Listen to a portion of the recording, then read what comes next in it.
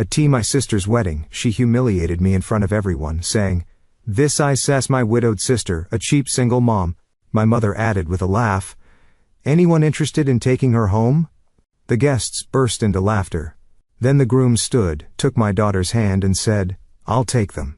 What happened next was, the sound of my fingers tapping against the calculator keys echoed softly in my little home office. I had 30 minutes before I had to pick up my son, and I was determined to finish this client's year-end statement. That space, my desk, the window with its half-closed blinds, the faint of the old heater, was my sanctuary, a place I built out of necessity and love. "Mom, are you done yet?" Noah's head peeked around the corner. His sandy hair flopped slightly as he tilted it, waiting for my answer. His big green eyes reminded me so much of his father, in ways that were both comforting and painful. "Almost, buddy," I said, picking up my coffee mug. "Did you finish your homework?" He held out a sheet with tiny pencil marks across it. "Math's all done. But I need help with history." I smiled. Noah was my pride, not just for his grades, but for his kindness, his curiosity, the way he could light up a room with his goofy grin. It had been just the two of us for a long time now. After my father passed away from a heart attack 5 years ago, things shifted. My responsibilities grew heavier, but I carried them quietly without complaint. 10 more minutes, okay? Then, I'm all yours. That was when the phone rang. I didn't have to look at the screen to know who it was. "Hi, Mom." "Aurora. We need to talk about tomorrow's dinner," came my mother's sharp, clipped voice. "Alina is bringing her fiancé. You're coming, aren't you?" I swallowed hard. The tone wasn't a request. It never was with her. "Yeah. I'll bring Elias too." She let out a sigh. "Fine. Just make sure he behaves." "This is a big moment for your sister." Of course it was. Everything was always about Alina. "What does her fiancé do?" I asked, my voice carefully. "Julian Parker. Investment banking. His family's got money, old money. And, he's Ivy League. Harvard." Her voice swelled with pride. "He's perfect for her. So refined, cultured." I stopped listening. My mother's world had always revolved around status. Polished shoes, luxury watches, elegant smiles. In her eyes, I was just the one who wore flats and paid bills. I hung up and stared at my laptop screen for a long second. I heard Noah humming to himself in the next room, probably doodling aliens on his notebook again. My chest tightened. He didn't say it often, but he noticed. How Grandma looked past him. How Aunt Elena never asked him questions. But he never let it break his spirit. Neither did I. Tomorrow we would walk into that big suburban house, the one filled with laughter that felt hollow and smiles that never reached the eyes, and we would stand tall. We always did. Vivian's house always felt colder than it should have. The marble floors, the high ceilings, the fresh white lilies in every corner, it was all supposed to feel welcoming, but I never belonged in it. As Noah and I stood at the front door, I took a deep breath and gave his small shoulder a squeeze. "You ready?" He nodded. "I'll be okay, Mom." His voice was steady, but I knew the look in his eyes. That quiet readiness he put on like armor every time we came here. Vivian opened the door herself. "Aurora." "Elias. You're late." Her smile didn't reach her eyes as usual. "We're right on time," I replied, stepping inside. The air smelled of designer candles and roasted duck. Laughter floated in from the living room, that high-pitched, polished sound that could only belong to my sister. "Come in," Vivian said curtly, walking ahead of us. "Alina and Julian are waiting." Alina was perched on the edge of the cream sofa, swirling a glass of wine in her hand. Her hair was perfect, her dress expensive, and just revealing enough to show confidence without seeming desperate. When she spotted us, she stood and flashed a wide smile. "Aurora, so glad you made it," she said, then added almost mechanically, "Elias." The man beside her stood up and turned toward us. He was tall, clean-cut, dark hair neatly combed, his suit fitted like it belonged on a magazine cover. "This is Julian Parker," Elena said proudly, looping her arm through his. Julian extended his hand toward me. His smile was soft, polite. "It's nice to finally meet you, Aurora. Alina's told me about you." There was something in his voice that made me pause. Not just the way he spoke, but how he looked at me. Familiar. I shook his hand. It was warm. "Study. Nice to meet you too." Julian turned to Elias. "Hey, big man. What grade are you in?" "Fifth," Elias said shyly. Fifth grade was my favorite year. Julian smiled. That's when I built my first science fair project, a full volcano. It exploded all over the gym. Elias laughed. That sounds awesome. Julian grinned. It was. I bet you do a better job than I did though. It was such a simple moment, but I felt it something shift. A softness that wasn't fake. He didn't just look at my son. He saw him. Aurora, Elena called from across the room. You're not wearing that to the wedding, are you? I turned. What? I mean, you're not a bridesmaid, obviously, she added, eyes glittering with amusement. But still, I didn't respond. I just smiled. Small. Calm. Vivian chimed in. We decided not to overwhelm you. You have enough on your plate being a single mother. My nails pressed into my palm. But I nodded. That quiet nod I'd perfected over the years. Only Julian looked uncomfortable. He shifted in his seat, eyes flicking toward me with something like apology. I gave him the smallest smile I could manage. I wasn't used to anyone noticing. Most days, I found myself staying late at Vivian's house, quietly ironing out details for the wedding, confirming vendors, rechecking the seating chart, even correcting spelling errors in the printed programs. Alina was too busy with dress fittings and makeup trials to bother with anything boring, and Vivian had made it clear that logistics were beneath her. So they handed everything off to me, not with gratitude, but with expectation. I never argued. I was good at this kind of thing. My life as an accountant had taught me how to manage chaos with calm. I did it for Elias. For peace. For quiet. Helping again. Julian's voice surprised me. He stood in the doorway of the study, sleeves rolled up, holding a cup of coffee. I'm just fixing the please reply list, I said without looking up. The calligrapher messed up 3 names. And, apparently, Alina forgot, she invited 2 of her exes. Julian chuckled and walked in. Mind if I join you? I looked up. Sure. He sat beside me, glancing over the list. His eyes lingered on the notes I'd scribbled in the margins, all neat, color-coded, specific. You're really saving this wedding, he said quietly. Not the first time I've saved something that didn't belong to me, I replied. Then, I instantly regretted saying it out loud. He didn't laugh. He just looked at me, carefully, and something in his gaze made me shift to my seat. You know, he said after a long pause, I keep feeling like I've met you before. I froze for half a second. I was thinking the same thing. He stared at me, brows furrowed. Do you know someone named Caroline? And that was when it clicked. Caroline. Bright, brave Caroline. A young woman I had once sat beside in a hospital room when I volunteered after my own recovery. Her smile despite the pain.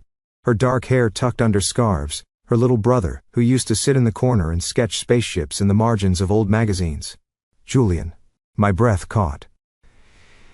You're Caroline's brother. His face went still, then softened. You remember? I never forgot her, I said, voice shaking just slightly. She changed me. I was just trying to give back after what I survived. I was 20 then, Julian said slowly. I used to watch you read to her. You made her laugh, even on the worst days. We sat in silence for a moment. She used to talk about you, he continued. Said you were like a big sister. Said you reminded her what it felt like to be alive.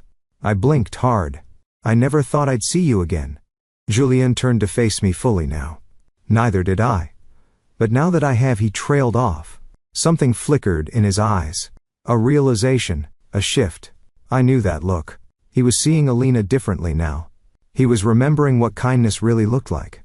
A few days before the wedding, my phone buzzed with an unexpected call. It was Julian. I need to talk to you about something, he said, his voice steady but serious. I want you to be the maid of honor. I blinked in disbelief. Julian. Alina didn't even ask me to be a bridesmaid. I know, he said softly, but I asked her. I insisted. Family should be part of this day, especially the ones who actually show up when it matters. His words were sincere, and something about them made my throat tighten. I don't want to make things worse, I said quietly. I'll handle it, Julian promised. Just say yes. I did. Even though my stomach churned with doubt. The next morning, Vivian called. Her voice was like ice. What were you thinking, Aurora? Elena is crying. You just had to make this about you, didn't you? I didn't ask him, I said calmly. Julian offered. Vivian scoffed. Of course he did. You always find a way to play the victim. You're trying to ruin your sister's day. I looked out the window at Elias in the yard, chasing leaves in the wind. I'm not trying to ruin anything. If Amanda doesn't want me as maid of honor, she can say it. I'll step back. You can't step back, Vivian snapped. Julian's already told everyone. Just don't make a scene. Please, Aurora. Don't make this day about you. I didn't answer. There was nothing left to say. The day of the wedding, Elias and I arrived early. I wore a modest blue dress, simple, quiet, like me. My hair was tied back in soft waves, and Elias, in his tiny suit, held my hand as we entered the grand church. You look beautiful, Mom, he whispered. Thank you, I whispered back, squeezing his hand. Inside the bridal room, Alina barely glanced at me. Her bridesmaids buzzed around her, fluffing her dress and adjusting her earrings. She didn't speak to me once. Vivian sat in the corner, watching everything like a queen on her throne. When I walked in, she muttered, "That dress, well, it's just like you." Plain. I smiled gently. I had spent my whole life being called plain. It didn't sting anymore. When the ceremony began, I stood just behind Alina, holding her bouquet when it was time, smiling for the photographs, moving gracefully through every step, not for them, but for myself. Elias sat in the front row, watching me with quiet pride. That's what kept me grounded. His soft gaze, the way he gave me a thumbs up when no one else was looking. In the midst of all the cold smiles and glittering lights, he was my warmth. And as I caught Julian's eyes from across the altar, I could tell. He saw everything. Every slight, every silence, every moment I stayed graceful when it would have been easier to break. The ceremony began with quiet organ music and the soft rustle of expensive fabric. I stood just behind Elena, bouquet in hand, trying to breathe evenly as cameras flashed. My sky blue dress was simple, intentionally understated, something that would not draw attention. But somehow it did. Elena never looked at me once during the ceremony. Her eyes were only for the crowd, the flowers, the spotlight. Vivian sat front row, lips pursed in an expression that fell somewhere between judgment and pride, depending on who she was looking at. Julian glanced back at me once as the vows were being exchanged. He gave a brief, almost imperceptible smile. I returned it, a silent thread of understanding between us. Everything felt rehearsed, polished, until the reception. As guests laughed over champagne and the soft buzz of conversation filled the hall, Elena took the microphone for her speech. Her white gown glittered under the lights as she stood at the center of the room, smiling like a princess. But something about her smile twisted as she turned toward me. "And now," she said sweetly, "I want to take a moment to thank my maid of honor, my dear sister Aurora." People clapped. I gave a polite nod. Elena's voice took on a syrupy tone. "Aurora is a single mother. She raised a child all on her own. Isn't that brave?" She paused dramatically. So brave to live life without ever being truly loved. A few nervous chuckles spread across the room. I froze. "Anyone looking to adopt?" she added with a smirk. "She's still available."